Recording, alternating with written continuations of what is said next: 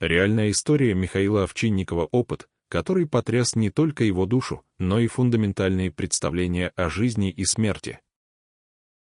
Михаил рассказывал, как однажды, в самый обычный для него день, его сознание внезапно отделилось от физического тела и перенеслось в иной, неземной мир.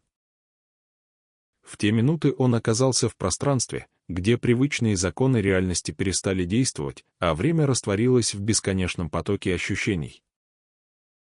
Его разум наполнился образами, которые сложно описать словами, перед глазами мелькали величественные пейзажи, мерцающие огни и странные существа, свободно скользившие по эфиру. С первого момента Михаил ощутил, как его душа словно вырывается из оков земной жизни, погружаясь в мир, где все кажется одновременно реальным и иллюзорным. Он видел мерцающие силуэты, бесшумно перемещающиеся в пространстве, и ощущал холод, который проникал до самых глубин его существа.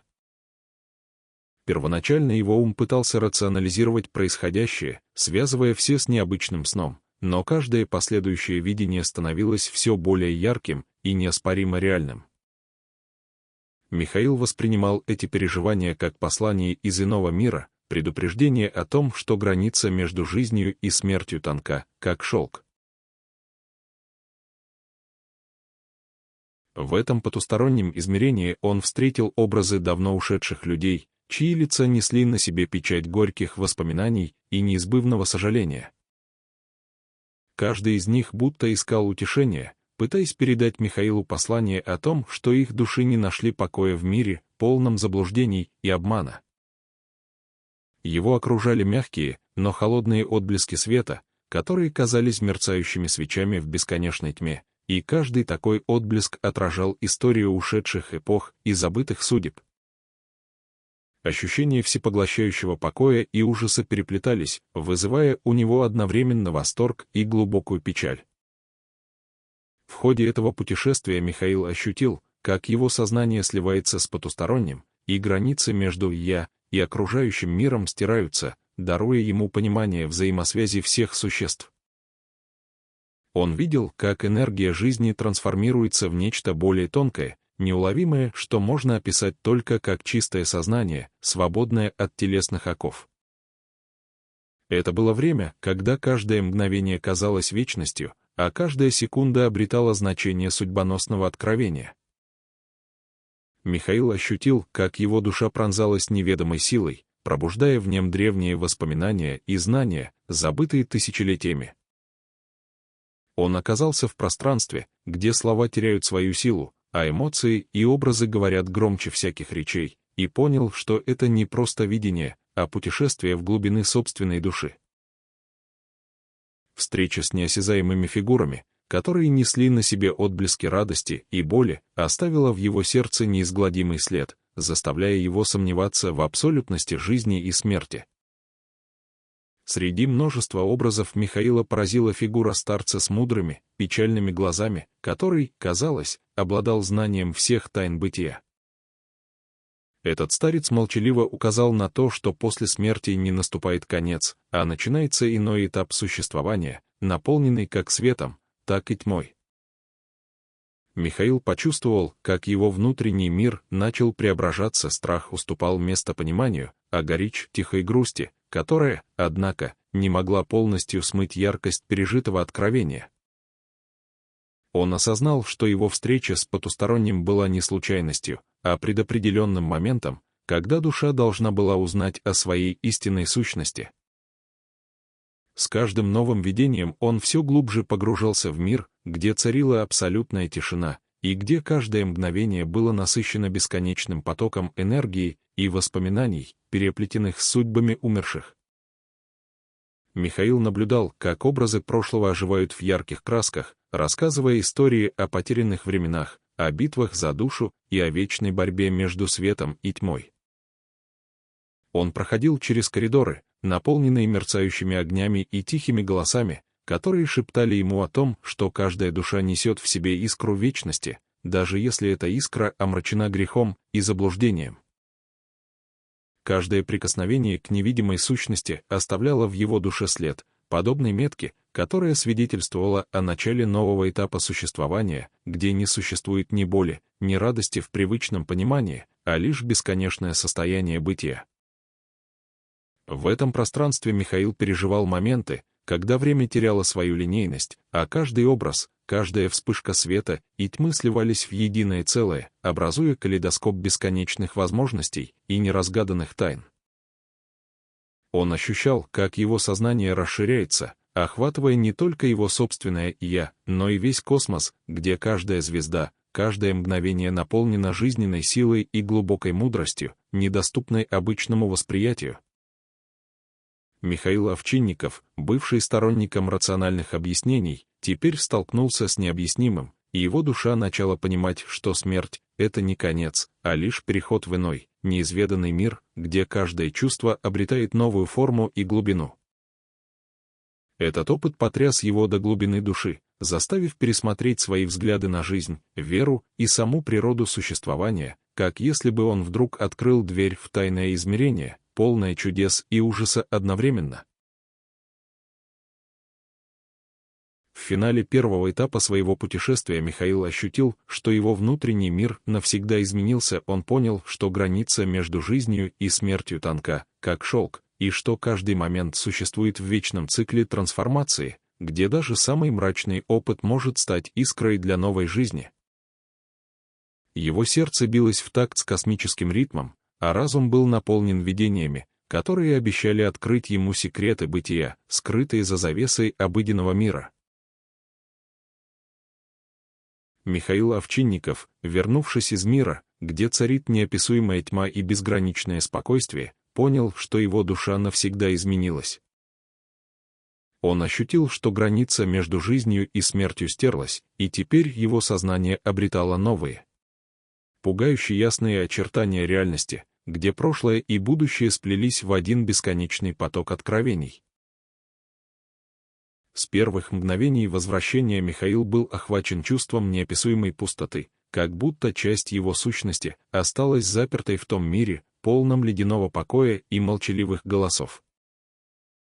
Каждая минута жизни на земле теперь казалась ему наполненной мистическим смыслом, а каждое переживание — испытанием, через которое он должен был пройти, чтобы понять истинную природу бытия.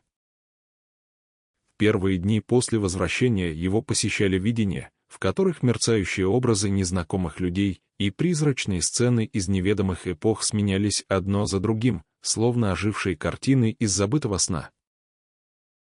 Михаил видел, как в этих видениях души, ослабленные земными муками, искали искупления и утешения, но сталкивались с неизбежной жестокостью судьбы, когда каждое сокрытое сожаление требовало своей расплаты.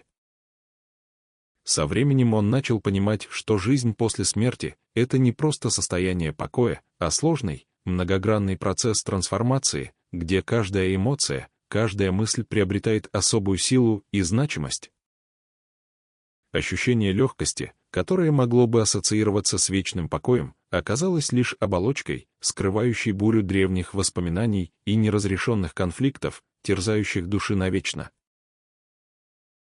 Михаил стал свидетелем странных явлений, когда во сне он встречал образ старца с пронизывающими глазами, который говорил о том, что каждая потерянная искра жизни должна быть возвращена, иначе мир погрузится в вечный хаос. Этот старец, словно вестник древней мудрости, объяснял, что смерть — это не конец, а лишь переход в иное измерение, где души проходят через серию испытаний, чтобы обрести истинное освобождение. В те долгие ночи, когда время казалось застывшим, Михаил ощущал присутствие невидимых сил, окружающих его и проникающих в самые глубины его сознания. Каждый звук, каждый шорох напоминали ему о том, что за гранью привычной реальности скрывается мир, где царит вечное пробуждение и безумие, где все жизненные страхи и надежды обретают новую форму. Он начал вести собственный дневник, записывая все видения и переживания, с тем, чтобы в будущем, возможно, помочь другим понять, что смерть — это не финал, а лишь начало долгого пути очищения души. Каждая страница его дневника была пропитана страхом, удивлением и одновременно глубоким трепетом перед необъятной тайной бытия, которая раскрывала перед ним миры, недоступной обычному пониманию.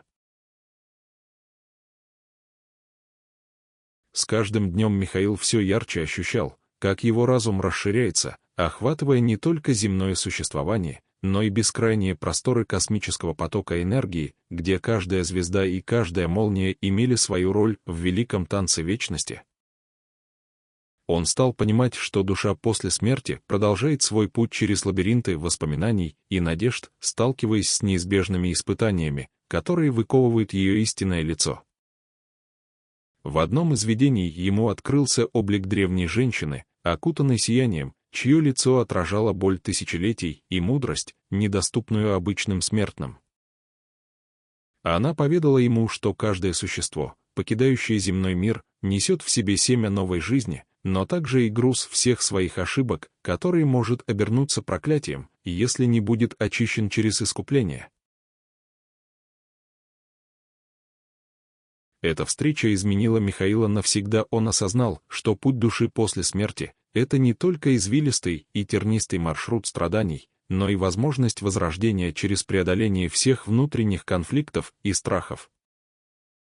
Он видел, как образы его жизни сливаются с блеском неземного света, как все испытания и утраты превращаются в уроки, которые помогают душе расти и эволюционировать.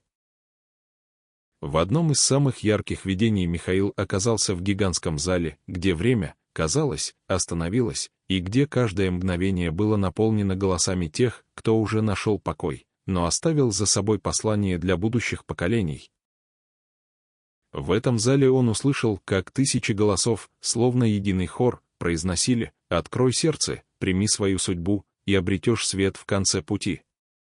Слова, которые заставили его сердце дрогнуть от надежды и трепета одновременно. Михаил продолжал свой путь сквозь этот неизведанный мир, встречая души, которые еще не смогли найти покой, и получая откровение о том, что истинное освобождение возможно лишь через искреннее признание своих ошибок и преодоление внутренней тьмы. Каждый новый образ, каждая встреча с потусторонним насыщали его сознание новыми знаниями о том, что жизнь после смерти — это вечное движение, где даже самые глубокие раны могут зажить, если душа научится прощать и любить. В финале этого этапа путешествия Михаил осознал, что его опыт — это не просто личное откровение, а послание для всех, кто еще боится столкнуться с неизбежностью смерти. Он понял, что жизнь после смерти — это мир, где каждое чувство и каждая эмоция преображаются, обретая новую глубину и значение, и где даже в самой тьме можно найти проблеск света, если только душа осмелится принять свою истинную сущность. Михаил начал вести записи о своих переживаниях с такой тщательностью, что каждая страница дневника стала свидетельством его внутренней трансформации, от смятения и страха к пониманию, и, в конце концов, к принятию неизбежного цикла жизни и смерти. Он верил, что его история сможет помочь другим осознать, что смерть — это не конец, а лишь переход, дарующий шанс на новую жизнь, очищенную от прошлых ошибок. В эти последние часы перед рассветом его разум наполнился видениями, где граница между реальностью и мечтой исчезала, и где каждая минута обретала значение вечности. Михаил ощущал, как его душа расширяется, охватывая бесконечное пространство, где каждый светящийся отблеск и каждая тень хранят в себе истории миллионов существ, прошедших через огонь испытаний и обретших истинное просветление. Так закончилась вторая часть его путешествия, полная откровений, боли, надежды и страха, которая навсегда изменила его мировоззрение. Михаил понял, что его опыт на том свете — это бесценный дар, который необходимо использовать для того, чтобы помочь живущим осознать, что смерть — это не финал, а начало нового, неизведанного пути, где каждый шаг является уроком, а каждая потеря — возможностью возрождения.